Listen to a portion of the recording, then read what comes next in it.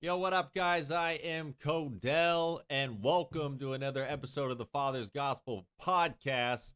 And this is my fantastic co host. Kyle Spencer. Keep getting caught off guard, bro. Okay, so today we've got a lot of good information we're going to be going into. We are going to be going over an article by Dad's Divorce. And this talks about the federal incentives that exist to make children fatherless. And then from there, we're going to do a little, we're going to get into some of the stats as far as perpetrators of abuse go against children. That's definitely going to shock you. And also, we'll be getting into statistics regarding children who are raised in fatherless homes. And we will also be getting into the what's it called, the Family Fair Act of 1988, or the Safe Family Act. We're going to be getting into that and who sponsored that bill. I'm still trying to dig up the information on who actually wrote the bill. And then we'll probably top it off with Kyle breaking down Title 4D, which is some important information that we all need to know. So let's get into it. And as I'm going through this article, we'll probably pause a little bit here and there so we can kind of go over some certain things. So, guys, this is from Dad's Divorce, which is Cordell and Cordell, which is a nationwide uh, law firm. Man, my mind's going blank. Anyway, so here's what it says: federal incentives exist to make children fatherless. So, why is Congress appropriated taxpayer money to give perverse incentives that break up families and deprive children of their fathers? The built-in financial incentives in the current child support system have expanded the tragedy of fatherless children from the welfare class to millions of non welfare divorced couples. Americans have finally realized that providing generous welfare through aid to families with dependent children was counterproductive because the father had to disappear in order for the mother to receive taxpayer paid benefits.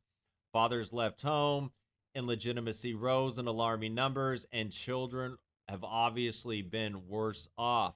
AFDC provided a taxpayer paid financial incentive to reward girls with their own monthly check, food stamps, health care, and housing if they had illegitimate babies. And she doesn't need me. She got welfare became the mantra. Now, Congress tried to reform the out of control welfare system by a series of child support laws passed in 1975, which was the introduction of Title 4D, correct? Title 40, yeah. Yeah.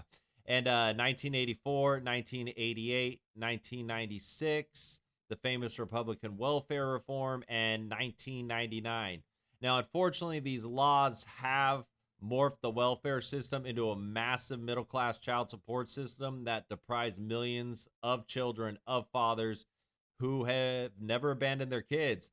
As former President Ronald Reagan often said, the most terrifying words in the English language are, I'm from the government and I'm here to help you.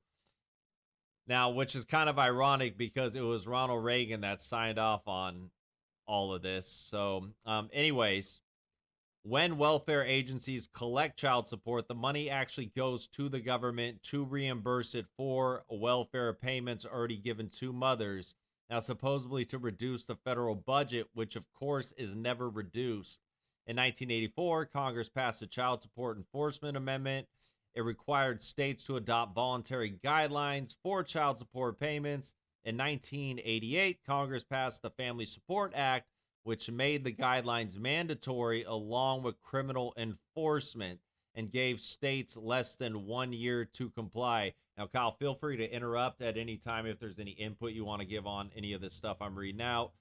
The majority of states quickly adopted the model guidelines, conveniently already written by a Department of Health and Human Service consultants who was president of what was shortly to become one of the nation's largest private collection companies, which makes its profits on the erroneous guidelines that create this whole entire issue. The 1988 law extended the guidelines to all child support orders, even though the big majority of those families never had to interact with government in order to pay or receive child support. This massive expansion of federal control over private lives uses a federal case registry to exercise surveillance on 19 million citizens, the majority of those men. And let's see, where was I? Whether or not they are behind in child support payments. The states collect the child support money and deposit it in a state fund, but the federal government pays most of the administrative costs and therefore dictates the way the system operates through mandates and financial incentives. The federal government pays 66% of the state's administrative overhead costs, which really is taxpayers paying that, and 80% of computer and technology enhancement costs, and 90% of DNA testing for paternity. In addition, the states share in a nearly $500 million incentive reward pool based on whatever the state collects. The states can get a waiver to spend this bonus money any way they choose. However, most of child support owed by welfare class fathers is uncollectible. Most of them are either unemployed or have annual incomes less than $10,000. So in order to cash in on the federal bonus money, to build their bureaucracies and brag about successful child support enforcement, the states begun to bring into the government system middle-class fathers whose jobs were never and probably would never be on welfare. These non-welfare families have grown to represent 83% of child support cases and 92% of money collected, creating a windfall of federal money flowing to the states. The federal incentives drive the system. The more divorces and the higher the child support guidelines are set and enforced, no matter how unreasonable, the more money state bureaucracies collect from the federal government. So follow the money. The less time the non-custodial parents, mostly fathers, are permitted to be with their children, the more child support they are required to pay into the state fund, and the higher federal bonuses to the states for collecting the money. States have powerful incentives to separate fathers from their children to give near custody to moms, to maintain the father's high-level support obligations, even if their income is drastically reduced, and to hang on to the father's payments as long as possible before paying them out to the mothers. Sounds like a money laundering operation. The General Accounting Office reported that in 2002, the states were holding $657 million in undistributed child support. Fatherless boys are also 63% more likely to run away and 37% more likely to abuse drugs. Fatherless girls are twice as likely to get pregnant and 53% more likely to commit suicide. Fatherless boys and girls are also twice as likely to drop out of high school and twice as likely to end up in jail. So yeah, it's a pretty crazy situation. Kyle, you got anything to say on that article in particular? No, just that people need to read it themselves. Yeah, definitely. We'll have a link in the video description so you guys can check that article out. Now, let's get into okay. We're going to go over some of the numbers of child abuse victims in the United States and who the main perpetrators are in these relationships. And these latest stats that we have are from 2022, so they're 2 years old, but they're not that old. So, according to these stats, and these are from 2022, as far as child abuse goes, mothers accumulated for 191,450 cases. Fathers were responsible for 125,489 cases of child abuse. Two-parent households were held responsible for 538 of those cases, and relatives were responsible for 29,919. Mother and non-parents, 29,204. Unmarried partner of parents, 19,196. So I got more, but I feel like those are the ones that really cover what we're trying to get into. And these stats come from statista.com. And yeah, so this is not good stuff. And look, I wanted to share these stats because there's this myth out there that dads are the main perpetrators of child abuse, but the government's own stats bear that out and show that to not be true. Yeah, it's absolutely crazy. How do you feel about that? And what do you think about that, Kyle? Well, I think one issue at a time. You're rolling into a bunch of issues already. The first issue being the federal tax dollars. Yeah. It'll take care of topic 1 and 4. So, child support is a financial the way for governments to get state governments and the federal government to get money back in a sense. So for each dollar that a father is paying, and let's face it, again, 81.7% nationally, mothers get custody of the children, regardless if she's fit or not. Right. If, for instance, $1,000 goes for these children, 66 cents on that dollar, so they're getting roughly $660 for every $1,000 that they're getting. So 66 cents on the dollar for that is getting back. But what happens is, so the father pays it to the state. The state then takes care of. They get here in the state of Washington a 5% administration fee. What that fee is, I don't know. Is it coming out of the money that the father's paying, or what, or is it going straight to the federal government somehow? Somehow it's getting reported from state to the feds. So when the state reports that, then the federal dollars kick in, because this is a Title 4D, a federal thing, incentive for the states to go after that child support.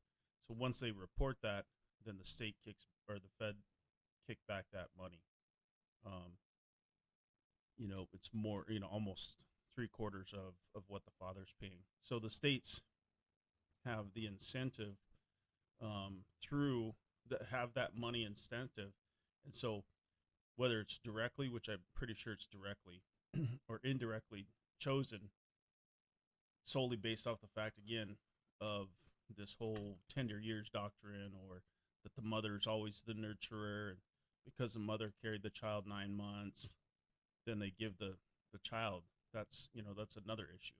But that mentality pervades into the financial arena, because then they think, oh, okay, well, we'll give this to the father will just suck it up, won't see anything, which by and large that's happened.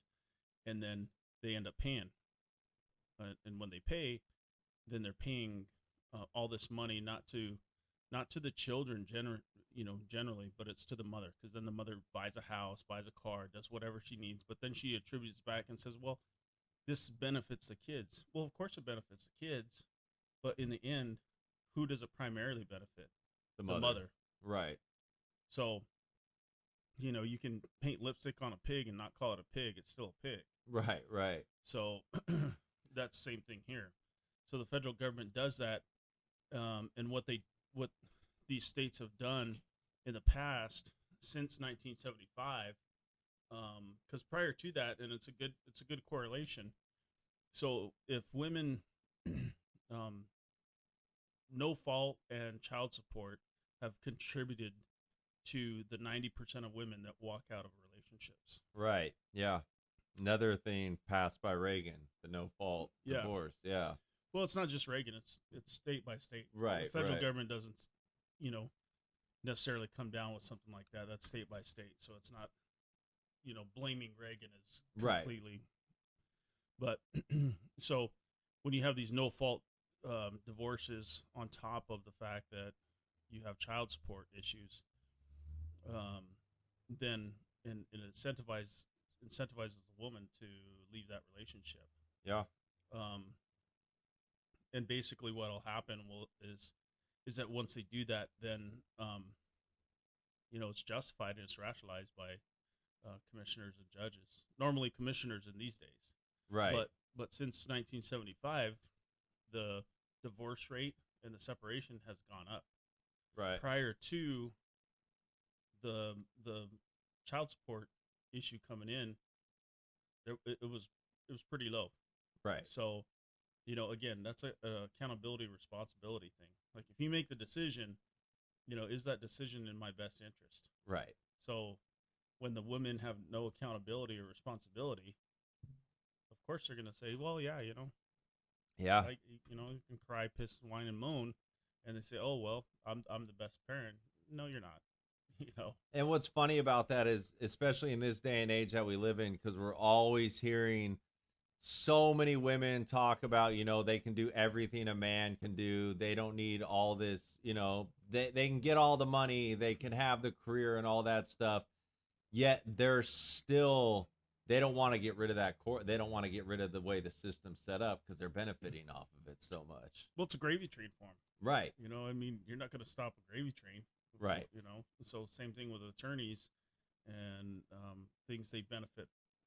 Those three individuals or corporations or companies extremely benefit women, attorneys, and judges, because in the end, when they put the child support back, then that father is the one that suffers. And again, it's the same societal thing. Right.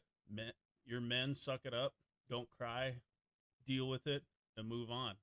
No, that's not the way. I'm not going to move on for my kids. Right. I'm not going to move on, because you're robbing me. Yeah. It's legal kidnapping, it's legal robbery, it's all that stuff. That's why I don't pay child support. Yeah. I'm not going to pay child support, be, simply for the fact is that I didn't enter into the contract between myself and the United States government for me to pay that, Right. or a state, let alone a state government, Right. to pay that.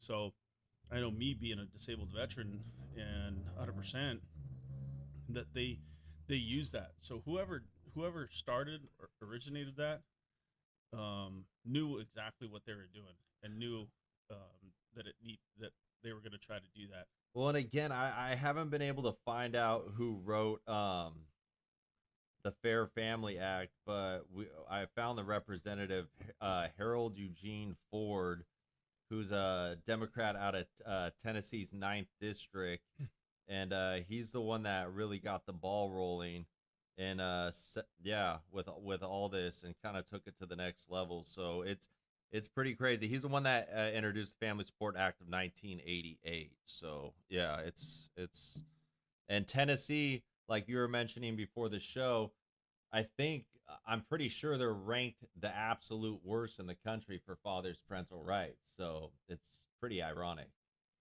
Yeah, I don't know.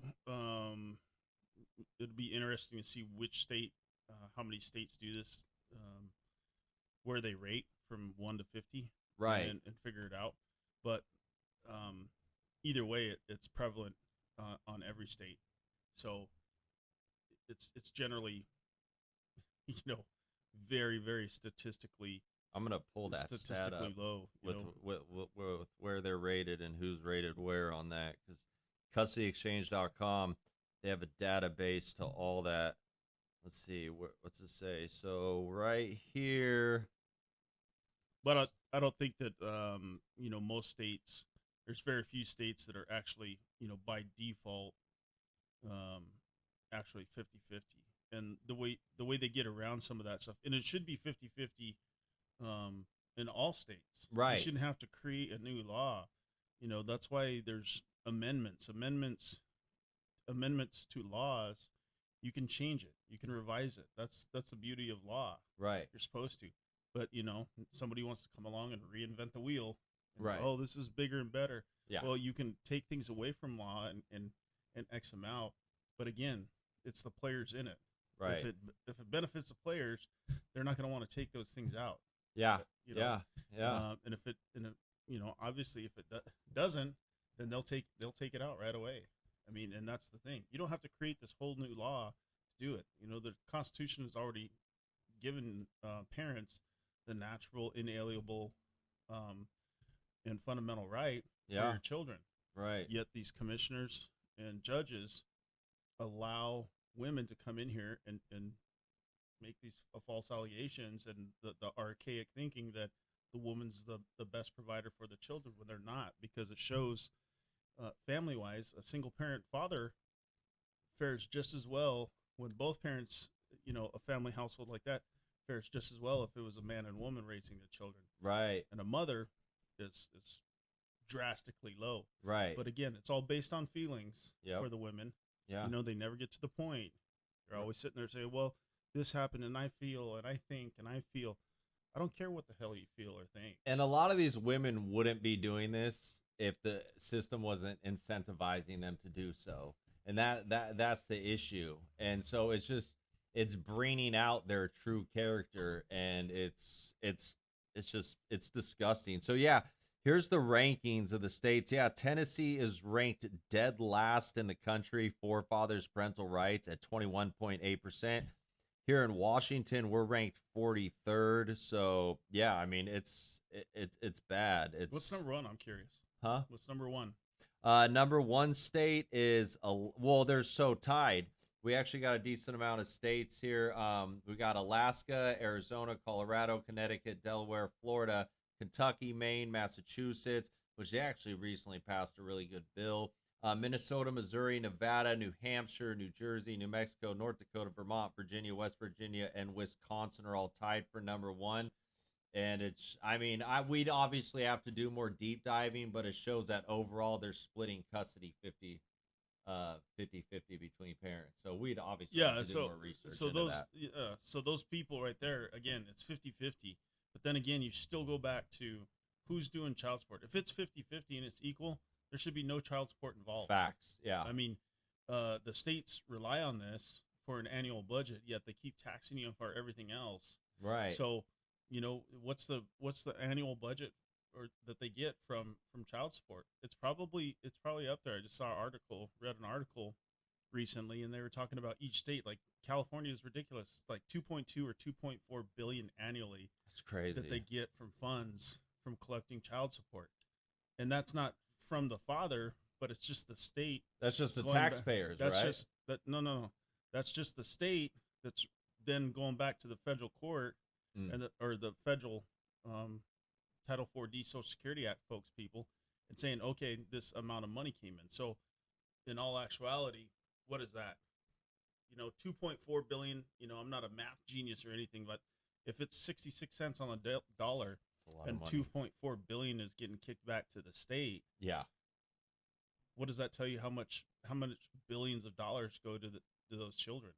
Right. That's quite a bit. You know, it's well over 4 billion that is being collected for these mothers.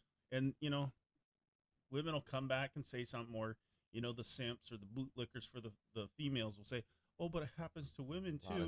Less than 20%. Yeah. Less than 20% it happens to women. Right. Yet they still complain and moan, oh, well, this happened. That's not a good representative sample. And it's not that like if you're a woman going through it where you've had your child, like don't get me wrong, I feel for you, but this is happening mostly to dads, and I'm tired of our issues being ignored when it comes to this. And yeah, so so the Title 4D alone of the Social Security Act alone was fine for right. Social Security. But some genius bean counter came along, somebody that's criminal in that mentality, to take a look at it and say, hey, how can we get around this thing to force this onto states, and states, you know, do it, and states, hey, great. Somebody did that. I want to know who did that. Dude, I'm working on digging up that information. So, I don't know why it's so hard to find, but I'll find it. If anyone out there can supply that info on Title 4D, on who wrote it or the group of people that wrote it, please leave a comment below and leave a link to that info. We'd love to get that information from you. Go ahead, though. Yeah. So the Title 4D, again, 66 cents for every dollar, and then the state is incentivized for that. But at some point in time, again, like I said, I brought up California, for instance. I think New York, which is crazy, is like 1.6 billion. So nuts. But there's so much more people in New York than there is California. But I don't know, whatever. So it's 2.4 or 2.2 billion that the state gets. So now, if you have that many dollars, that much financial windfall going into the state, just that alone should pay for all the state stuff. Right. Don't you think? It's like why that. Why do you need all these taxes? Well, it's Gas like that tax, article says they have discretionary. They're able to. They basically have discretion to spend the money any way they want, and so, yeah. I mean, it's a legalized racketeering operation. I mean, it's just they're laundering money. It's no. What I'm getting at though is 2.4 billion. Right. I don't care how they spend it. Yeah. That has nothing to do with the dollar amount. What I'm saying is like $2.4 billion isn't going to help a state out do some of this infrastructure stuff. Right. It's not. I don't know. I'm not going to pay $200 for a hammer when I can go down to the local Home Depot and get it for $10. Right. So, yeah. It's all, it's sick. It's disgusting. So, but anyway, with the Title 4D thing, and I think which some fathers need to look at and take a look. Every father that has to deal with child support, there's two terms that go with child support. So if you read your paper and you look on there and they say that you're the obligor, yeah, that means that you had entered into a contract with them. I completely thought, I was like, no, I didn't enter into a contract. I didn't agree any contract with you. You're not mandating anything on me. Yeah, you just threw this upon me. Yeah. Yeah. So that means that you, with your consent, I didn't consent to that. No. I didn't consent to entering into a contract with you at an administrative thing. Right. So and the second thing being is take a look at that child support order. If it says the father, that's how they try to get around some of the legal terms. Well, we didn't put obligor on there, so you can't sue us. We put father on there. And so it's exactly right. They try to change the words on there to make it more difficult. What would it like? What would that make a difference if? What would be the difference if you use the word obligor versus the father? Like, how would that change? They're both still contracts that they try to force on you. And if you're silent, then you accept it. If you don't, but they say obligor or father, that's their legal maneuver. That's why I say it's so important that you know words, that you understand words. Right. May and shall. That's a legal thing. Right. May means you could or you couldn't do it. The same thing with pet peeves are shared parenting. Well, shared parenting's not good. No. Shared parenting would be 90-10 split, 80-20. So vague. Yeah. So if you say a default is equal in the dictionary means you get this half, I get this half. Right. So that's why it's so critical for people to sit there and say, a default of 50-50 equal. Yeah. Equal is not 60-40. Right. That's shared. Right. So you have to look at the words. But if you have obligor, it means you entered in a contract. They say father, you're still in a contract. But you can still sit there and fight that because you didn't enter into a contract with them. And it's an administrative proceeding if it comes from the state, right? Okay. And then you supposedly can't argue with it when it comes from a court. Well, even if the court does it, there's supposed to be a separation of separation of powers. Right. The three judicial branches, which is the same thing with. Now, how would you go about fighting it? Like, what would be your advice on that? Well, because administratively, they can't sit there and pass something on you. Hey, you're obligated to pay this, or as a father, you're supposed to pay this. Yeah. Well, if you're going to use that term father, well, I'm a father, then I have the right to see my children. Right. So, okay.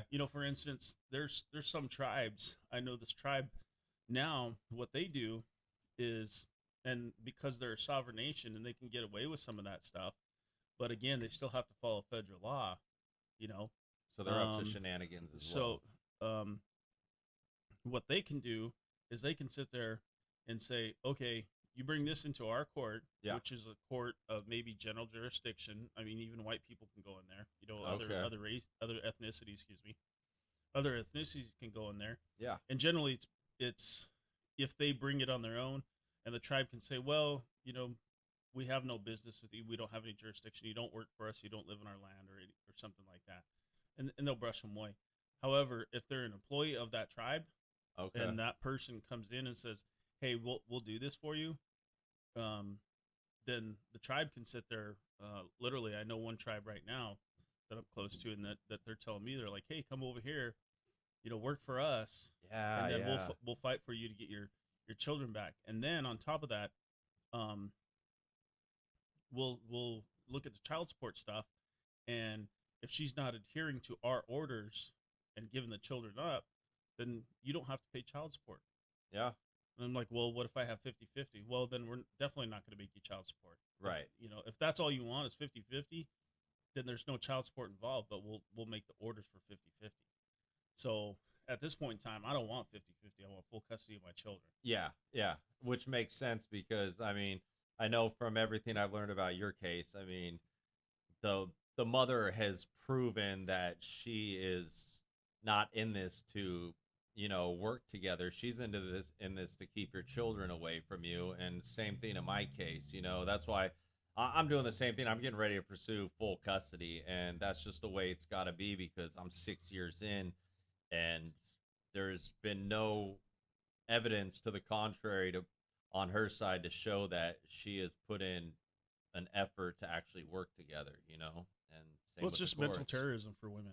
Yeah. It's plain and simple. It's not putting anything around it. I mean, they can come up and women always do. Well, what if the father is like this? Well, what if a dog had a square ass? Does he get a shit bricks?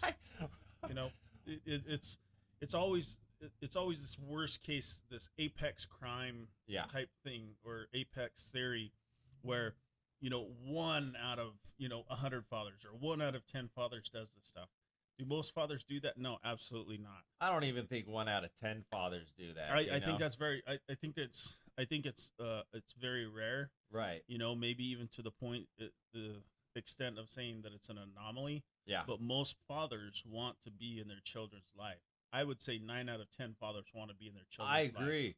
And you and I know this Conservatively well because I mean, not only do we have our cases, but we've been involved with other organizations that have a lot of dads going through this, and that it's such a myth. The whole deadbeat dad thing is such a myth because ever since I've been in this situation, I know you're in this situation, all these dads we meet that aren't seeing their children, every single one of them just about is doing well, they're not necessarily going about fighting it the best way they possibly could, but every single one of them wants to be in their children's lives. And it's again, it's disgusting. It's just messed up how corrupt the system is. Yeah, they can do that, but again, and this is where it's one, counterproductive, but two, it's hypocritical. Is the mother will sit there and say, well, the father didn't spend that much time with the child and blah blah blah and yada yada yada. Every father has heard this. Right. Well, that job of the father again was to provide and protect, provide for the morale, welfare, and safety of his family and his children. Right. So he had to work extra hours. If 40 hours a week wasn't going to get him, he's going to get 50 hours so that he can make sure that his family has all this stuff. Well, and then the woman, whatever, kicks back and does that and takes care of the house, and being a homemaker's job, it's tough, it's rough. I Right. get it. Yeah. Whether man or woman, just being a homemaker's job, dishes, all the It's admirable stuff that too. goes. Yeah, Yeah. absolutely. So I'm not knocking that profession whatsoever. However, when that role, if the woman wants to do that and she wants to go to work, and the father stays home, shoot, I'd be happy if she's a breadwinner like that. That's fine with me. You know what I mean? Yeah. If the traditional role of the men doing that and the woman staying home, why not do that? Yeah. But You Again, know, especially in this day and age with the attitude of women that they can do yeah, everything men can do. yeah, So because why aren't they embracing that? well, men aren't going to complain. Men aren't going to say, "Well, didn't get trained for anything." That's not in a man's vocabulary. He'll, We're he'll sit there and be a ditch digger in right, order to bring in money for himself to survive. right. He's not going to just sit there and become defeated and say, "Oh, well, I'm done. There's nothing I can do. I don't have a college education." That's the same. That's the thing that women always do. They whine, complain, and moan that, "Oh, well, I didn't go to college." Well, so what then? Go out there and do something else. Flip burgers, get some money in, Right. build yourself up, and do the same thing. Do you think the man just came in and he had a degree and all of a sudden he's got a mid-level management job? No. And I know dads can relate to what I'm about to say. And I was telling you this a few weeks back. It's like over Labor Day weekend, the whole weekend, I was putting in like 12, 14-hour work days. And there was like 3 days in a row of my boss. It was the whole entire shift just cussing me out, cussing me out, cussing me out. And I'm just like, you know what? I gotta work. I gotta get this done. Like, I don't have time to complain about this. Like, I'm not gonna get my feelings hurt. I'm just gonna push through this because I gotta bring in money. I gotta make sure everything's sound. I've got attorney bills I gotta pay, rent to pay, all that type of stuff. So just suck it up and keep moving. And if you don't like the situation, then find a way to get out of that situation and improve or whatever. Yeah, yeah, and men have been able to do that, improvise, overcome, and adapt in Right. order to provide for their family. A woman doesn't want that. That a woman does not want to improvise, overcome, and adapt in order to make um, her family comfortable. She wants everybody else to improvise, overcome, and adapt her stuff so that she feels comfortable and she feels safe or whatever the case may be, so that she can get the job that she likes. And that's selfish because, again, you're a parent. You're supposed to put your children above everything. I mean, Yeah. that's supposed to be your focus. I mean, I remember when I had my son, and the first time I laid eyes on him, I mean, dude, like the love I felt, like I'm like, I've never loved someone so much in my entire life. And instantly I knew I would I would give my life up in a second if it meant my son just being okay, you know? And Yeah. yeah. Yeah, they don't have it's just a real unfortunate system that can be changed, needs to be changed. Yeah. We're gonna help get it changed. Yeah, and so a lot of the times they'll sit there again and they'll explain that you know they don't have um, um, the necessary tools that men have, and it's like, yes, you do. You're a Yeah. human being too as well. I Right. mean, it's come to the point where it's everybody's a human being, but now women and feminists alike have turned it into this gender war. Right. It wasn't me. No. Kyle Spencer didn't say this and turn it in, but then um, people have gotten into positions and they've amplified that gender war Right. and do it. And there's a And lot of cuck dudes out there that have helped support all this, and push it forward too. And well, because it's in their best interest. right. One, if honestly, like I said, simps that do that. One, they're trying it's two things. They either want to get laid by that woman, or it's helping them So financially. It's plain and simple, right Right, there. right. They're not doing it saying, "Oh yeah, well, hey." Well, it's why I hate every time I hear that saying, happy wife, happy life. I hate that saying because it's so selfish. Yeah. And when I hear dudes say that, I want to slap them across the face and go, what are you talking about? Yeah. What are you talking about? Yeah, it's a joke, but it's a stereotyped joke, but it's real. Yeah. That's how it comes. There's been a lot of things that have happened where it makes it funny because people see this and they realize that stuff. You know what I mean? Yeah, yeah, yeah. I think one of the greatest things that I always laugh about, and I've seen it, is on a Saturday Night Live skit, and it's the Weekend in Review or something like that. Okay. And one of the guys said that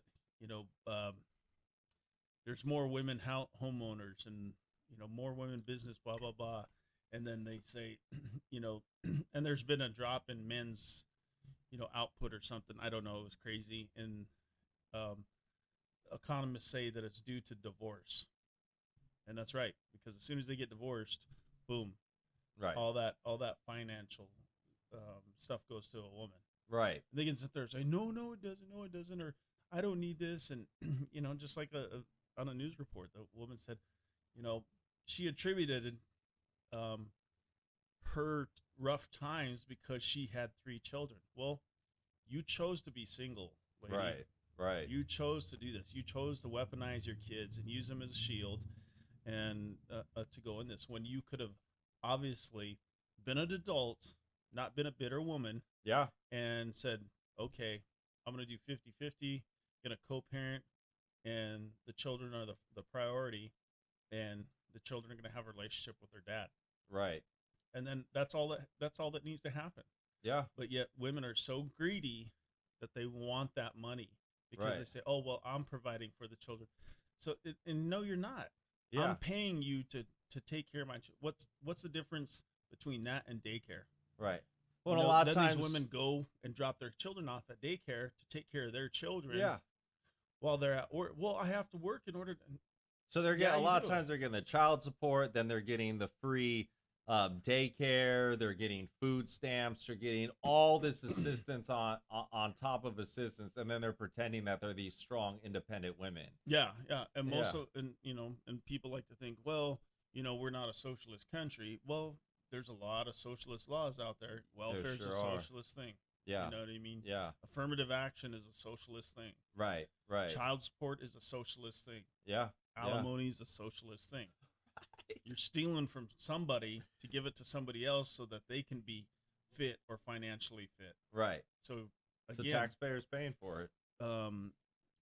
yeah, at the federal level, Yeah. so to speak, yeah. Yeah. But as far as taxpayers paying for child support from the father in the state wise, no, they're not. Yeah. Federal level, yeah.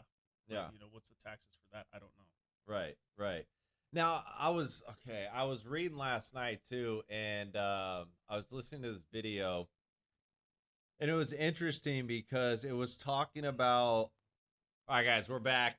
Had a little quick technical difficulty, and yeah, I ran out of space, but should have the issue fixed now. So what I was saying is, when I was reading some articles last night, I was listening to this video. It was talking about how commissioners have a lot more discretion to basically rule whatever way they want versus judges. Now, is there any truth to that? Well, they say that all the time, but you have to find out where did that come from. Right. There has to be a law that gave them that stuff. Where is it written that says this is a discretionary thing? You just accept it as fact. Right, right. And it's really not fact. It's not. Show me where that this rule or this law, which I would rather see a law, whether it's a state law or federal law, it says that you have this discretionary issue. Yeah. That you have this discretion to do that. No. Yeah. Yeah. You have to have some. If the standard is, like in the Marine Corps, the standard is you have to do X amount of pull-ups, Right. X amount of sit-ups, and a runtime of such and such. Yeah. If you want to get on the high end, it's 300. If you want to get on just the bare minimum, which is 185, I believe, Okay. then you can become a Marine. Okay. Eventually, most Marines, the majority of Marines don't want the minimum standards. Right, They're going right. to get up there to the medium to high. Well, same thing. There has to be a standard. There's something that's written down that says this is that you have it. So where is it written down? Is there a federal rule of civil procedure? Yeah. Is there a federal law? Is there something in there that says that the judges are allowed this discretion? Who Right. said that? Other than the judge interprets what? You interpret something that was put down there? Well, show that to me. Prove Yeah. it to me. Right. That you have the discretion to do this. But because they're up there in that position and they take it as Bible or as worded, whatever the case may be, that's, you have to listen to this, and this is an instant obedience to orders. The only instant obedience to orders that there should be is in the military, because that's a lifesaver. Right. And you've talked about you're basically signing a contract with the government to serve the military or whatever. Like, yeah. That's not the point. The Yeah. point is that instant obedience to orders. Yeah. American citizens don't have that requirement unless they, done things like me, got in the Marine Corps, where that's part of the contract. But you don't have that in a state government Right. or in a federal government. That contract is, yeah, you were born an American citizen, but you still have constitutional rights. You still Right. have civil rights. You still have the Bill of Rights, amendments, all these things that establish that. That's the foundation of what all these other laws are built off. And that's the screen that you have to put it through. So if you have a law that's unconstitutional, it should go through the strainer of all those things: constitutional law, civil rights, Bill of Rights, amendments. Yeah. That's where it should go through to see if it passes the test. Right. If it doesn't pass the test, then that law shouldn't exist. Right. There's nothing in any of the Constitution or anything that says, it's at the discretion of, state officials.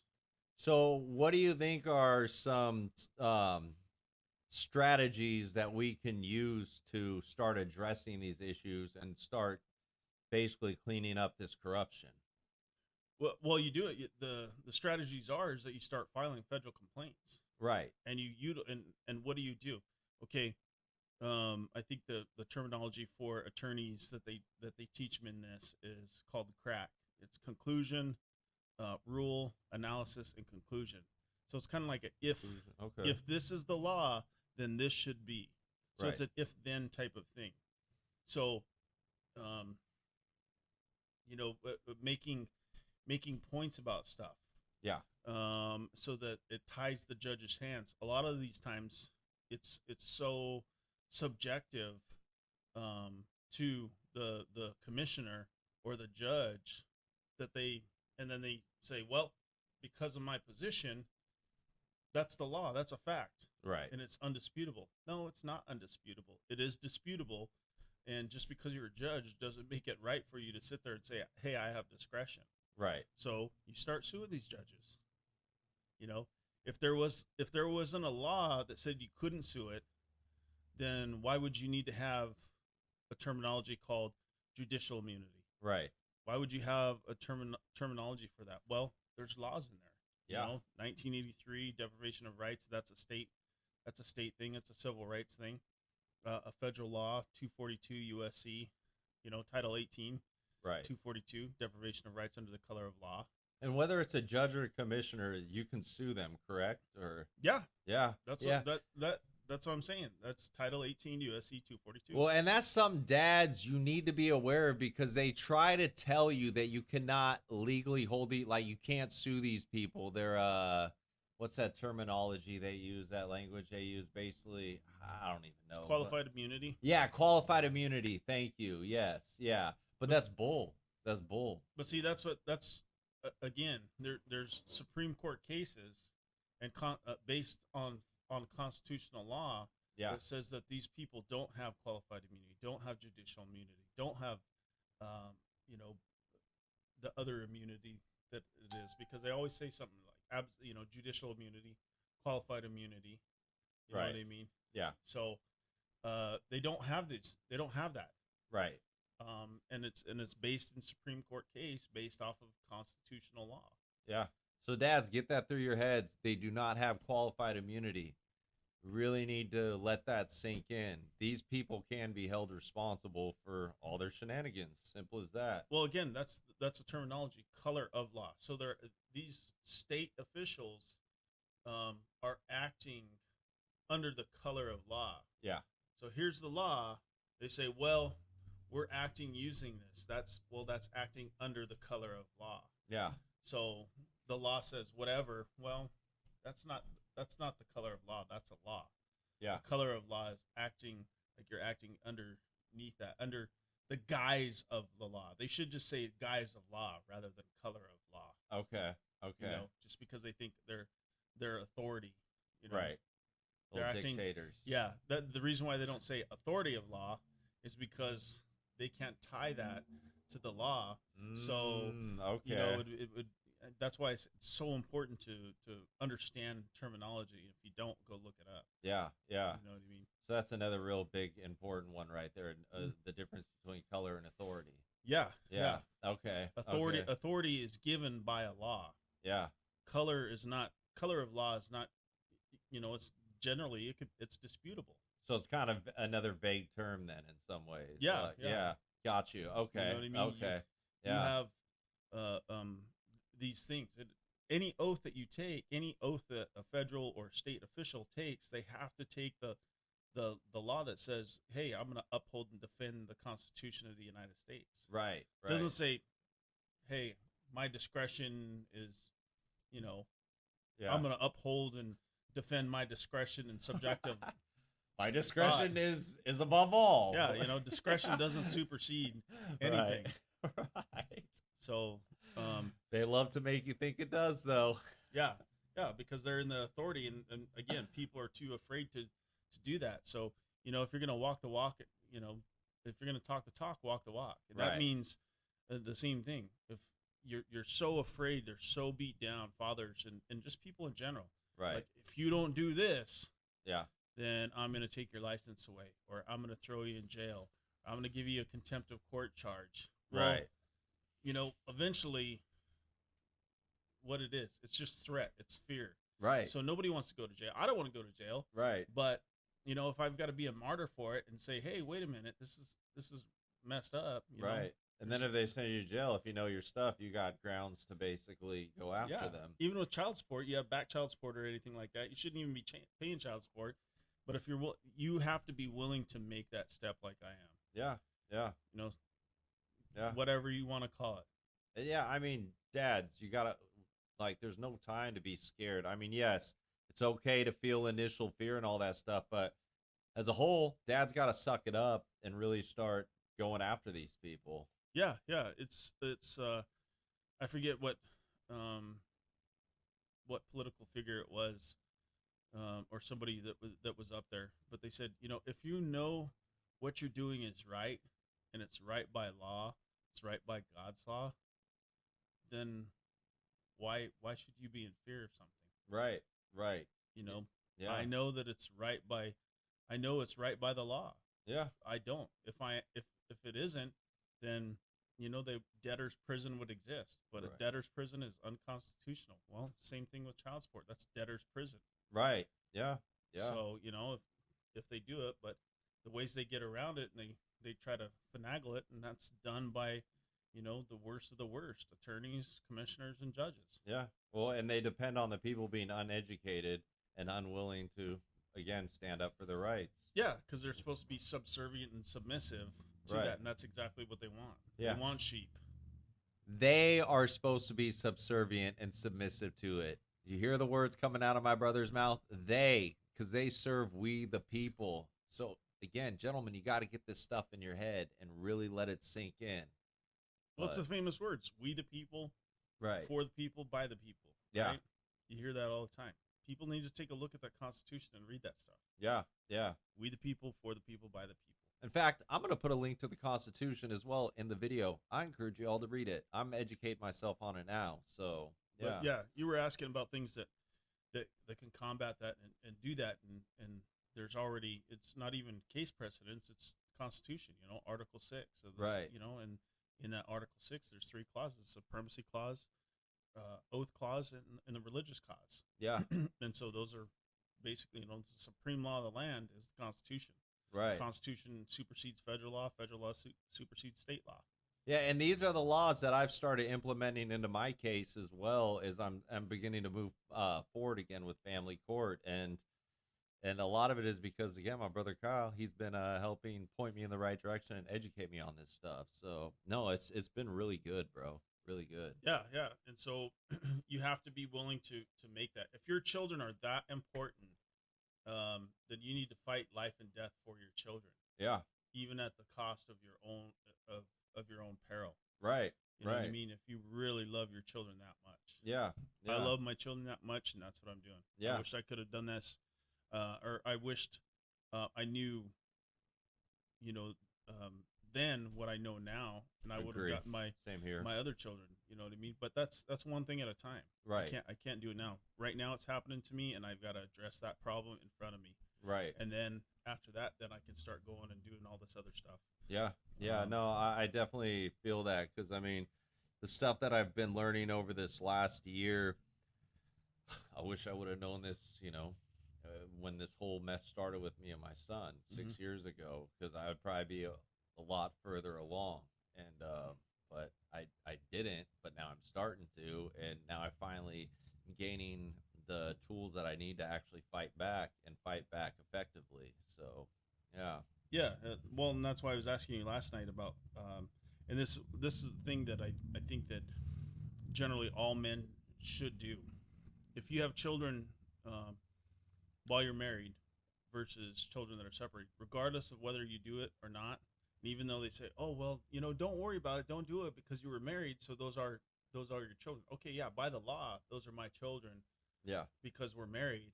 However, you know how many women have cheated on men and come to find out that that's not even their child? Yeah. It's a pretty significant number. Dude, I think the latest stats came out on that, and I It's mean, not 10%. It's not no, 15%. It's a like pretty high I number. don't quote me on this, you guys, but I want to say it's close to 1 in 3. Like dads are raising kids that aren't even biologically theirs, and they don't even know it. So that's how you should go to. You should go do everything through court, and they're saying, "Oh well, this is not a isn't court a conflict anyway?" Yeah. So giving it more amplification. Right. So saying that when you bring things to court, they say, "Oh well, this is a high conflict case." Well, it's already a conflict because I'm bringing it to court. Right. I don't want the government into it. If the parents can't do it, then obviously, yes, you have to go to court. Right. Right. Mediation ain't going to help because they're just going to get in there and they're just, well, I feel. And that's what they do. And they get along with it and they get this narrative. So they build all this stuff up. So these women muddy the waters Yeah. with all these feelings of crap. Yeah. Well, and the courts could shut it down so quick if they're just They like, can, all but right. they don't. They allow her to go on. Right. That's the problem. Yeah, just be like, there's no evidence here, so you guys, our job is you guys need to figure out how to get your parenting plan worked out that works well for both of you. Right, But they don't right. do that. So that's what I'm saying. Whether you're married or you're cohabitating together, intimate partner, Yeah. you should still go into court and get a paternity, Agree. a paternity, yeah, Yeah. paternity, Test. no, a paternity court. Oh, say yeah, that yeah, you yeah. are the father. Right. You know what I mean? So that's step one for a father, because then after that, then the state has to acknowledge, okay, you are the father, so they need to give at that point in time. Then they can deal with the same things. Hey, the and they can be forced. The women can be forced Mhm. to obey that, and that's why so many men don't. Oh well, I believe that. No, man, it doesn't matter. If you want to sit there and do it 100% no, you should get blood tested Yeah. for your child. Yeah. Yeah. You should, without a doubt. That's Yeah. just straight and narrow. Yeah. Yes or no. Yeah. And if it's not, then that's too bad. Yeah, is it going to hurt a little bit? Yeah, depending on how much time you had with that child. Right. You know what I mean? But then that's not your responsibility. Yeah, it's better to know, like, and get it out of the way, Yeah, whether because it then ends up being yours or not. Yeah, because then you, in all regards, you don't become financially responsible for that child, whoever it is. Right. But you know what? Women don't want to do that because they don't want to view themselves. Again, it's accountability. Yeah. They don't want to be accountable for their indiscretions. Right. Oh, just overlook that, please. Just overlook that indiscretion I had. Yeah, and it's sad because like what you're talking about right now, I know this one dad. Obviously, I'm not gonna name names, but man, he was he's told me before. He's like, honestly, I don't even know if half these kids are mine because of how many times I've caught my girl cheating, and I'm just like, it blows my freaking mind. I'm like, bro. Yeah, I mean, it's figured well, out. and even stuff like that's made fun of, right? Right. Just like take that movie, Me, Myself, and Irene, for example. It's a good movie. You got Jim Carrey in there with that chick, and she's like, "Yeah, they're your kids," and he's like looking at it like crazy, and three black babies are his kids. Yeah. Like, nah, come on now. They don't even look mixed. Like they look, Yeah. She's white, he's white, and they come out black babies. No. Yeah. No, Yeah. I'm sorry. That's how it is. It's sad, these men get suckered in because okay, Yeah. They're not going to stick up for themselves, and that's what pisses me off about fathers. Right. Is that they're just so panty whipped Yeah. that they I believe you know believe all women. No, Yeah. I'm sorry, it doesn't. Well, that's You know what why I mean? I'm not going to raise my daughter like that either. Right. I'm gonna tell her, I'm gonna show her how to do these things and show her to be a responsible woman Right. when she grows up and responsible for these things, and just say, hey, this is how it is.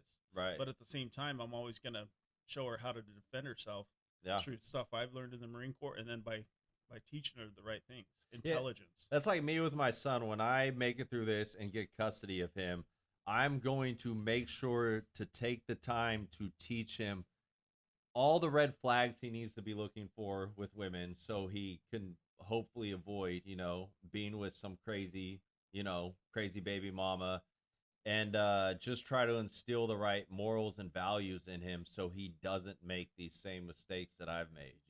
Like, Yeah. I don't want him in this situation. Like, yeah. And I want to see my grandkids too. Well, it just it goes back to a lot of things. Like, it was funny because I'm in this fatherhood class that I'm in, dad to dad with SPOFI, Right. and these men had never heard of this book. It's called Everything I Really Need to Know I Learned in Kindergarten.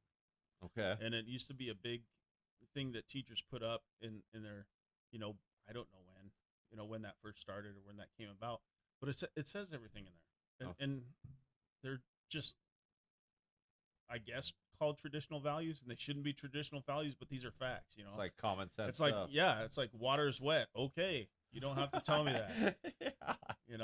I get off the pot, I have to wipe.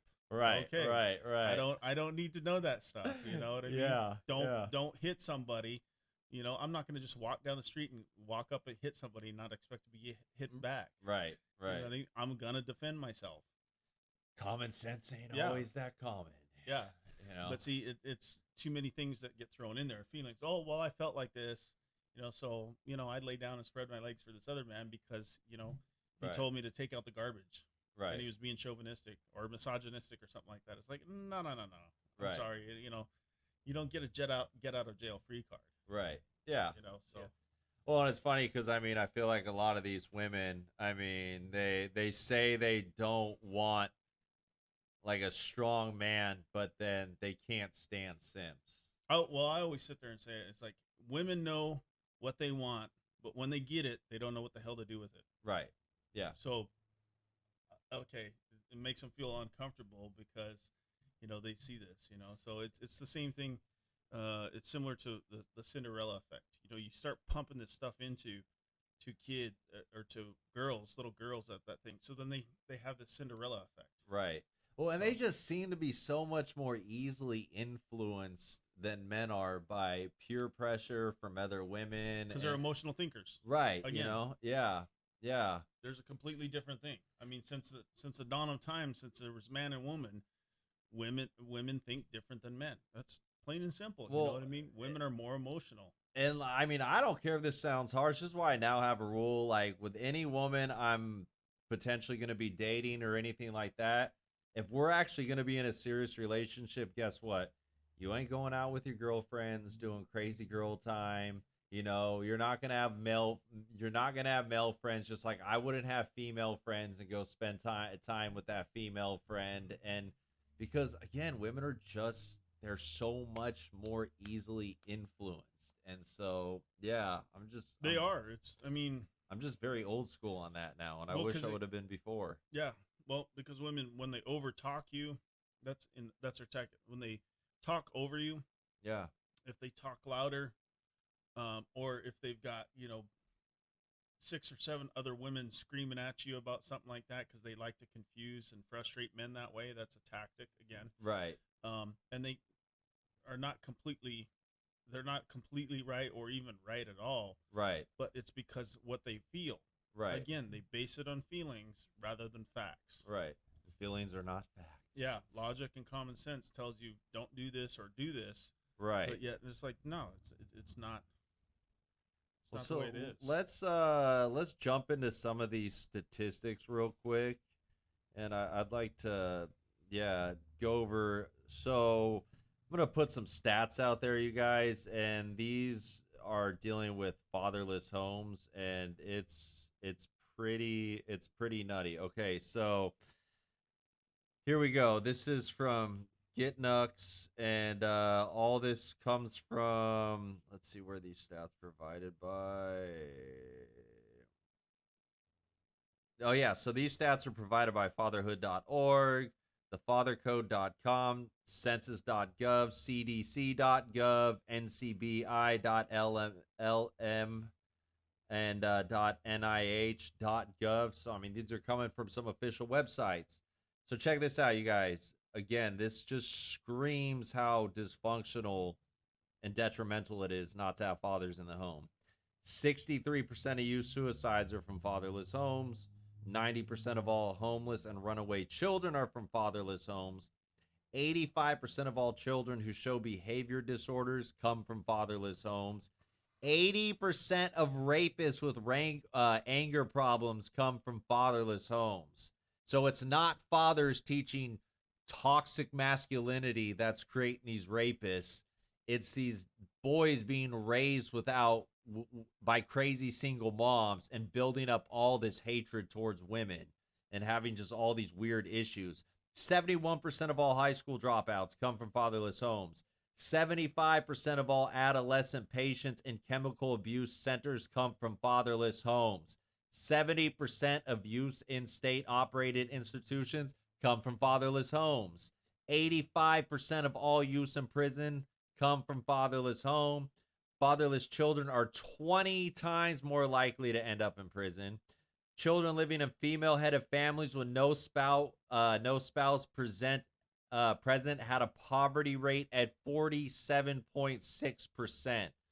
And this 72.2% of black children are born to unmarried mothers. And this one hits me because, well, I mean, so my son's mixed, and I don't like to put a label on him as being half black, half white. I just want to teach him to be who he is as a person and be a proud American. But the family courts and his mother have gone out of their way to tell me that I have to tell my son that he is black. So they've made that very apparent. And yet they're supporting this, so they're helping add to this issue. Again, 72.2% of black children are born to unmarried mothers. 23.6% of children in the United States live with a single mother, and I feel like those numbers are probably even higher. Children in father absent homes are almost 4 times more likely to be poor.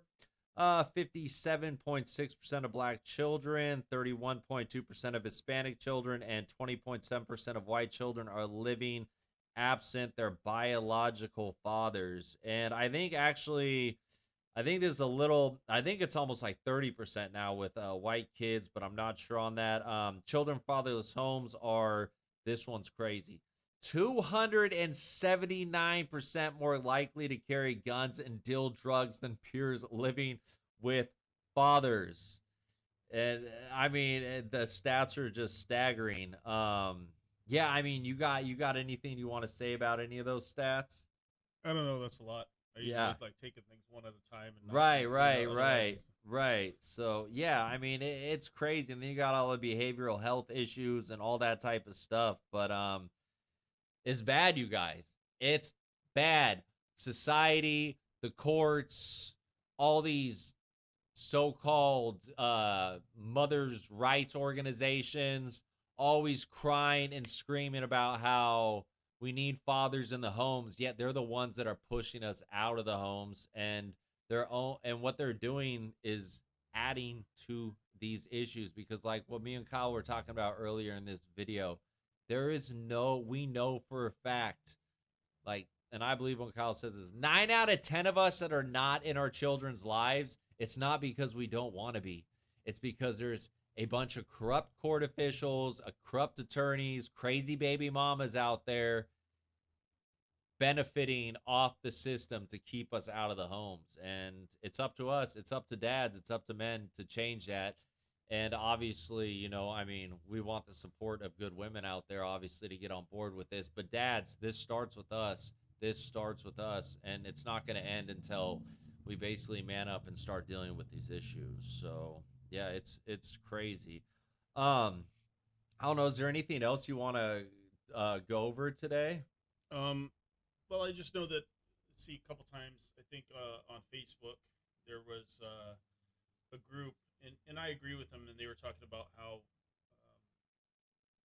how the big thing again is that when women start policing their own Right. and not believing each other like that, but they do because they've got the same genitalia or something like that. But the biggest factor is that they can sit there and they start listening to a woman. And they feel, oh yeah, I can see how that, and then they sync together, and that's not the greatest thing.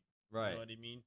Like men could Well, sit there and say something, and they can disagree with them, and then they just like, no, no, no, no. They call each other out, well, I but was about to say that men will call each other out on their bullshit. Excuse mhm. my language, and they'll hold each other responsible. Like, Yeah, yeah. yeah, But that doesn't mean it's an end to that friendship or that relationship with them. They'll just be like, no, that's wrong, man. right, You know what I right, mean? Like, it's just it's crazy because they don't do that, and yeah, so then they just let it go, and then right. they let it go so much to where now you can't come back from. And there's very women like Pearl, women like my mother, women like Talking about you know pearly things. yeah Yeah, yeah, yeah. things like that that We need that more of that her. that there's only a limited amount of women that do that stuff. But um they took offense to something, and it's like, well, I'm not going to change. If I was going to be a simp and say this and say, oh well, yeah, you're right, then I would be not standing up for what I believe in. Right. You know what I mean? I believe that women are perpetrators the most of domestic violence. Oh, they are. The stats bear that out. So a lot of those things happen, and but the again, the thing is to, I think it's, what was it? Somebody told me this acronym for sign, and it's to shame, insult, guilt, and the need to be right. Yeah. That's what women, these women are. They need to shame you. They need to insult you. They need to guilt you, Right. and they need to be right based Right. off of feelings. It's so psychopathic and So they narcissistic. do this, even though they don't know that. That's exactly what they do. If you're not paying child support, well, you're not a good father. Right. Well, why is that? Well, and I even think You're not a most of good them. mother because you're not giving that I mean, the I think child. most of them know what they're doing at this point. You No, know. they do, but I Yeah. mean, they don't know that acronym sign. Oh, right, right, That's they right. don't know that behavior. Yeah. So they don't put it in that stuff. That's a logical thing. Yeah. So they don't do that. They just know the tactic. Right. So Right. they're not ignorant. They're not naive. Yeah. Yeah. They just refuse to be accountable or responsible for their actions. Right. Right. I think most women, they sit there and say, well, what comes with what comes with custody? First thing they'll say is probably, oh well, power. Yeah. That's the first thing that they come to. Right. You know, Which is think crazy. no, with custody doesn't come power. Right. With custody becomes responsibility. Right. You have Right. a responsibility to those children first and foremost. Providing them with guidance, Yeah, wisdom, knowledge, love, but women will, all that if you stuff. do that word association, if you say custody, a woman most generally is going to say power. Right. Right. Because that's their Yeah. go-to thing. Oh, I've got power over this man. Which is crazy too, because I mean, I Not remember. responsibility, not accountability. They're responsible and accountable to those children. I mean, I know throughout history there's been more like men that have ran things, but if you guys research into it, when there is women that become rulers, on average, they actually end up causing wars more than men rulers do. And like it's pretty nutty, but it's not surprising again because they're not operating on logic, so they're not necessarily willing to negotiate, and try to come to the table and all that stuff. So no, it's freaking crazy. Like, Yeah, yeah. it's just in everything.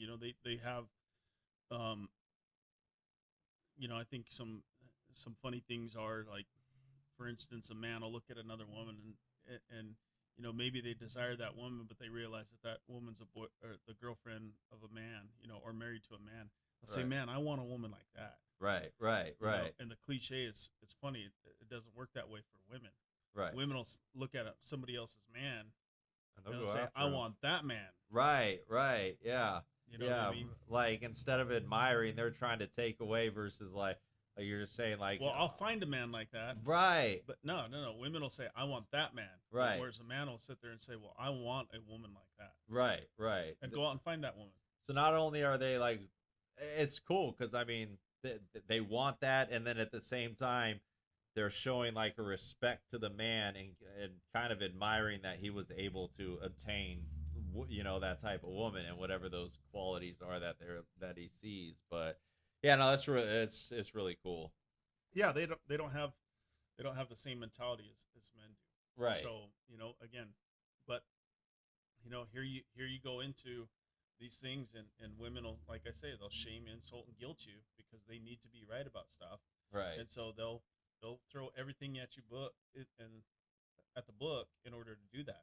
Yeah. And so they know what works because it's worked by thousands of other women, and they know that they'll get this because they know exactly how to work the And system. it's inevitably the kids that suffer. I mean, the dads suffer, but man, the kids, man, it pisses me off. Especially, I mean, again, it's just a common sort of saying, but man, I didn't have my dad, so I know. Like, I haven't even seen my dad since I was like 2, 3 years old, and I just know, like, I know what comes along with that. I was raised in one of these super feminist hardcore households, and just the anger I had growing up, and then that emptiness of not having my dad, and even to this day, um, I mean, I've forgiven, but I'm just like, it's still there. Like, I still love my dad, even though, like, I'm not angry at him anymore. But even though I have no relationship with him, I still can't help but love him. Like, Yeah, yeah. yeah, I mean, I don't, I don't, I don't like my dad. yeah, right, But right, I cut that relationship off when I was 12 years old, just from the beatings and all the stuff, the irresponsibility that he had. But fortunately enough, I had uncles there that taught me some of those things. But my uncles weren't there on a day to day basis like a father should be. and it's still not your dad. And yeah, it's Yeah, still not my dad. I know that. Children always will love that other person, even if they don't know him and saw him at birth. They want a relationship with that father. that's why I was so angry at my dad for so So long because I wanted that relationship. yeah, Yeah, how to go about doing boy things and man things, and growing up to be a man. Well, it happened pretty good, yeah, post or pre 1975 and below. But now all of a sudden they came back. Well, I want to be an independent woman. Well, now these women well. There's not enough good men out there, but yet I'm gonna try to raise my boys on how to be a good man, and and you can't. they Can't. raise them, and then Yeah, all these problems happen with it, and as a result, society things, crimes go up, suicide goes up, all this stuff. But yet they're raising weak males so that they'll right. be submissive and submit to women and everything that they do, and they don't realize, like, geez, they're the problem. It's not men. It's not fatherless. It's not because they're fatherless. Who made them fatherless? Right. Well, and I can really relate to not knowing how to be a man because it's like, I mean, I've taught myself, but man, like I had this is why I'm thankful that I've had like the curious mind that I've had, and I've always naturally been someone to question things. But I would say about 10 years ago, I really started recognizing, I was like, holy crap, there's a lot of things that I don't know how to do that I should do. And then also, even just like, there's ways that I'm operating as far as emotions go that I shouldn't be operating this way emotionally. And so I had to really just go out and start teaching myself and researching and finding the resources out there so I could start being more of a man. It's just it's crazy and I don't want my son to go through that. Like I don't, and he's not like I'm gonna make it through this, get him, and make sure he doesn't go through that. But I know he's suffering right now Yeah, because yeah, I'm yeah. not there. Every female, every girl and boy suffers when they're raised by their woman, Yeah, because the woman is more neurotic. She's more emotional. more It angry. operates in feelings rather than doing this, and trying to get to go along and get along in a system. Right. And they may not like it, but hey, Yeah. they have to do these things in order to get what they want. And then when they're done with it, then they can go. But the thing about it is like, for instance, let me put it to you this way. So when I was probably, I think, first first grade, first grade or second grade, I lived in Reno, Nevada, at this place called Glen Duncan High School, and I remember this girl specifically, and it still sticks with me to this day, and it shows what it is. But men and boys and girls are not raised the same. Right. You know, boys are supposed to be raised, don't hit girls. That's the first thing that they say. You're a boy and you're a man, so you shouldn't hit girls. Right. They right away they put it to gender. It's a Right. human being. You should not hit anybody Right. unless you're defending yourself. Right. Right. Plain and simple. You Yeah. know what I mean? Yeah. Yeah. That So, makes a lot more sense. But this girl, her name was Sherry Prendez. Okay. Why I remember her, I still do, but she was first grade or something like that. And I Okay. guess she had liked me. I didn't know. And Right. she ended up, was like poking at me. First And grade eventually, eventually she poked me and stabbed me, love. Okay. like in the hand or something. I forget where it was. And so it pissed me off. So I poked her back. Well, I poked her back because, again, a strength thing. And so when she started crying, then who got in trouble? You did. Not both of us, Right. me. I had Right. to walk to the, and his name was Mr. Ames, had to go to the principal, went there, and then they called my mom from work. Like I and- got stabbed in the hand or whatever with a Yeah. pencil. Yeah, from this girl that I told, stop doing this. Right. You know what I mean? And when my mom came, my mom was pissed. I knew because I was afraid. You know Yeah. what I mean? Crying, everything like that. I knew I was raised right by my uncles and by my mom. Yeah. And, I had that fear, that healthy fear of Right. my mother. Well, after I told her, you know what I mean? And I told her what happened, Yeah. she got pissed. She Yeah. stood up for me and said, why isn't that little girl getting? Well, I got suspended for 3 days, and that little girl got to go back to school. Yeah. Your mother did what was right. She acknowledged. I mean, she called out the bull going on. With only you being held responsible. But at the same time, she gave you the discipline that you needed. And Yeah, that's like what I tell my kids and how I was taught. It's like, listen, don't start the fight, but you better finish it. Right. You're more of a man to walk away from a fight than to start a fight. Right. Right. And so I still believe in that concept. Yeah. Yeah. I'm with you on that. Like, yeah. I'm not gonna do it. Yeah, it's crazy because I mean, with my mom, I love her to death, but it's like growing up with her was just nuts because it was always constantly from the day I can remember. It's always you're a piece of crap just like your father. All the physical beatings, always constantly reminding me that telling me my dad's a sperm donor, just telling me I'm gonna be just like my dad. Meanwhile, the only thing I knew about my dad was he's a woman beater, he's a child molester, like all this crazy stuff. And it's like, why are you projecting all that onto me? And to this day, me and my mom, we're not close, and again, I love her, but Yeah, she's your mom. yeah, but I mean, I've talked to her one time in the last 3 years, and my sisters, except for my sister Lisa, who her and I, because we're kind of the black sheep of the family, we've kind of come together and we chat every few months with one another. But I mean, my other two sisters, unfortunately, they've turned out very much like my mom, and I don't have relationships with them, and it's just kind of sad. But, Yeah. Well, I mean, and they say something, and they either mean or do the opposite. Right. Of this thing. For instance, I got out of this group, and and Eric knows about this group where she had put up this meme, and it said the meme was basically something, stop calling them deadbeat dads when they're absent fathers. By the way, Well, that person you're speaking of was at the last forum. Yeah. Yeah. So, that was wrong, and I said something. I was like, no. Yeah. What made those fathers absent? Yeah. The courts and the woman. Right. They brought it to court, and then the courts agreed with her. Yeah. So stop taking the blame off of the woman and the courts and place it on the one that initiated that. That woman initiated that stuff. So she deserves 50% of the blame and the other 50% with the court because they're going along with her. So, I said something about that. And then this woman was like, well, she made the asinine comment that, well, these we need more dads to step up and not what is it? Not walk away from the mother. It's like Makes me so I was mad, pushed dude. away. I was forced away. Right.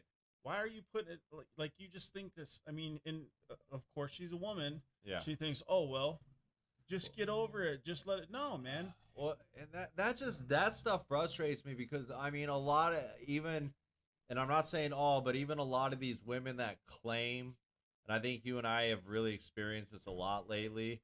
A lot of these women that claim that they're for father's rights, father's parental rights and all that stuff, when all of a sudden they start hearing things they don't like, their true colors start coming out. Yeah, proof is in the pudding. Yeah, Put up or shut up. right, and all, yeah, it's just really frustrating. I mean, we had It's just particular like us. person we cut off recently, so Yeah, and it's yeah, just like anything else. Like if I knew that you as a father were doing all these things, running these streets and doing that, and nothing good for your child or anything like that, I wouldn't be sitting here, right, co-hosting with you on this stuff. I right, wouldn't be, associating myself with that. right, You know what I mean? Misery loves company. yeah, I'm not going to associate with those people. It's just uh, like I said, calling out my own fathers, other fathers when they, oh well, I don't know, do this, and then I show them what to do, but yet they still whine. right, right. It's like, okay, do this, dude. Well, it's one of my favorite qualities about you is I just like because you're very well educated on law and these other things, and I always appreciate how blunt you are on things. Like sometimes you'll respond to me in a way, and I'll be like, oh, okay. Yeah, Yeah, I'm not yeah. gonna make I'm not Right. gonna make ice cream out of horse shit. Right, and know what I'll I mean? and I'll have that initial feeling where I'll be like, well, that was kind of harsh, but yeah, he's right. Okay, Yeah. I'm not. Yeah. If somebody last night I was getting frustrated with you. Just say yes or no on this. You know what I Right, mean? It's right. Like, I don't care about all that filler Now stuff. I want to let you know that's not me purposely trying to do No, that. no, That's no. just the way my brain operates at times. I'll go off on these, Yeah. yeah. Again, it's but That's again, why I like you. Help bring me back in. Yeah. So everybody needs to be. I'm not flawless. Right, but right, right, The thing is, like, you have to say it is, man. right, You have to do that. Grass is green, the sky is blue. right, Water's right, gonna be wet. Right. But you can't say it. And well, it's kind of greenish today, and blah blah blah. The light, no, it's green. right. Dads, I'm gonna be honest. Again, I keep talking about this, but if there was more of you willing to do what me and Kyle are doing, we would end this corruption in the family court so quick it would make your head spin. Yeah, one of these times we'll have to get on there. Like I said, I'm gonna start running that stuff on how to do, because it's so simple to do a federal complaint. Yeah. It really is. Well, and that's let's how the law start is. planning that out. for Yeah, that, and, yeah. and that's how the law is. Like, state law is so confusing. Right. It really is, because you have, they try to bring back. We talked about it in the other episode. They say, well, ignorance of the law is not, it's not an excuse. Right. You're right. Yeah. So you being the, these attorneys and judges are paid to do that stuff. And ignoring the laws and- is and- not an yeah, excuse. so they know right away that, and that's complete ignorance. There's a lot of, most of the time, 80-90% of the time, it's naive for the father on these laws. But Yeah. those 100% of the time, it's ignorance. The attorney can't sit there and say, well, I don't know that. Well, you have the opportunity, the access, the resources to do that.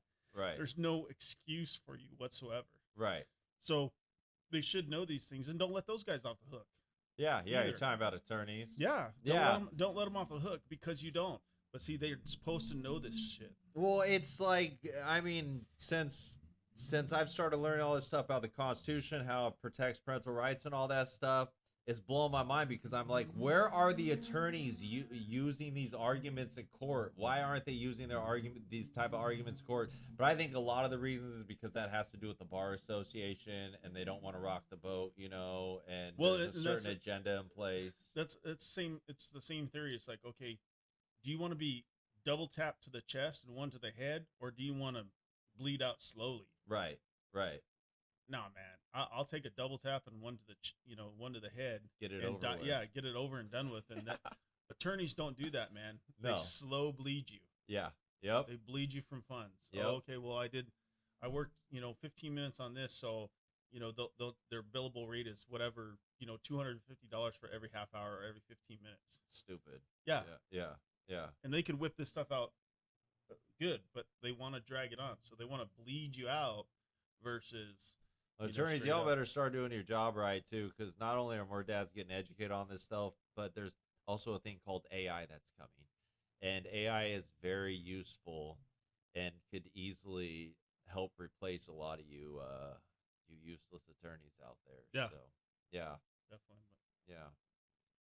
But well, all right, brother. Anything else you want to get into today? No, got tons, but okay, that's right. Well, we got tons more episodes Yeah. coming, so Right. yeah. Anything you want to say to the people before we get out of here? No, just keep your head up, keep fighting. If Fight, that's fight, the biggest, fight. that's the biggest thing. Yeah. Continue to fight for your children, because the only one that's gonna advocate for them is you. If you were to Facts. if you were to die today, the only one that's gonna be there is their mother, and that's it. But if you're fighting for your kids and you stay in the fight, and I know it's tough, I know it's depressing, I know, trust me. Sometimes there's certain, every father feels sometimes like checking out every single day. Right. But we all the do. kids, Yeah. but the kids are the ones that are there that Yeah. keep us alive. You know what I mean? Yeah. I mean, me and Kyle here, we lean on each other for support a lot. I mean, we both won't hesitate to call each other if something's going down and all that stuff. And yeah, I mean, it's just good. And dads, again, I keep saying this, but y'all need to start reaching out to us. You need to start getting on board and figure out how you can start working with us. Like, we want to help you. We want to combine a bunch of cases together and start really going after these judges, commissioners, attorneys, all that stuff. Honestly, and something short and quick, and we can bring this up later on too, is if it's safety and strength in numbers. Facts. If you had, honestly, maybe not 100, maybe 100, but if you had more, if every father went into Spokane County Court or courts across this nation and just said, I want to terminate my parental rights. Yeah. Tell me that's not going to throw. Oh, that'll scare everybody would be like, whoa, wait, Yeah. what's happening? We're treating these men caught on, and they're finally standing up for themselves, and they're, no, we can't do this, because termination of parental rights is not in the best interest of the children, or it's not in the best interest of that family. Right. So the way they terminate parental rights is because they say, oh, well, what's in the best interest of the state? This is not about the fucking state. Dude, tell me so about that's it. That's why they keep fathers in there, so they can continue abusing them through a financial thing. But if every father honestly stopped paying child support, right, filed for termination of parental rights, even though they don't want to, they do it to prove a point, to make a point, to protest the system. Yeah, I guarantee you that whole system would corrupt or that whole system would fall. Yeah, and the courts do not want to terminate your parental rights. Right. Yeah, right. I mean, they do not want to do that. Abuse you at it. Right. Because they have that carrot, and they're going to hold it over your head every single time. And that carrot is your kids. But if you take away all that stuff and all their ammunition, their firepower, it's not because you don't love your children, but if you honestly did, if you had 1,000 fathers, and I'm pretty sure there's 1,000 fathers in Spokane alone that could do this. If they all went in and they filed for termination of parental rights, and stopped paying child support, oh man, it became hell. over. Yeah, hell would break loose. Well, what's going on? Yeah, rather than 10 or 20 fathers doing that, right? If they just said, hey, I'm not going to participate in this anymore. Yeah, that's what they should do. Yeah, no, I mean, it might sound crazy, guys, but when you really sit and think about what he's talking about, there's truth to it, because it puts in a huge amount of pressure on the system, because then the state becomes the person that's going to have to take care of those women. Right. Do you think the state wants to do that? Hell no, they don't. Then they'll be like, oh yeah, these women are crazy. Right. Oh, they know they're crazy. Yeah. That's all. Until next episode. All right, guys. Well, we're going to get out of here. But before we do, I want to remind you all to make sure you follow us on Facebook, YouTube, our True Social. We're on X. And, yeah, make sure you subscribe to our YouTube channel, our Facebook Father's Gospel podcast page. We've got almost 40 followers now on the Father's Gospel Facebook page, which is crazy because within a week, like a little over a week, it went from 0 to almost 40. and our YouTube channel's trending in the right direction as well. So get on there, check us out, and share, share, share, share, share. So, and most importantly, reach out to us, you guys. Start building with us. Quicker we come together and form this coalition, the quicker we end this Questions. madness. If you got questions, please put them in there until Yes. it becomes live, and then we can start fielding those questions and things like that. Yeah. Yeah. Ask questions. I mean, no question is silly or stupid. The only Right. silly or stupid question is the one not asked. Right. Well, and help us get to 100 followers on Facebook, on our Facebook Father's Gospel page, because soon as we hit 100 followers, we can start doing live Q&As on Facebook. And I want to say YouTube, we got to hit 1,000 subscribers, so which we will, but that's a little bit more of a little bit bigger build right there. But yeah, help us reach 100 followers on Facebook, and we'll start doing live Q&As and all that good stuff. So anyways, you guys, thank you for tuning in to another episode of the Father's Gospel Podcast. We appreciate all of you, and until next time, peace.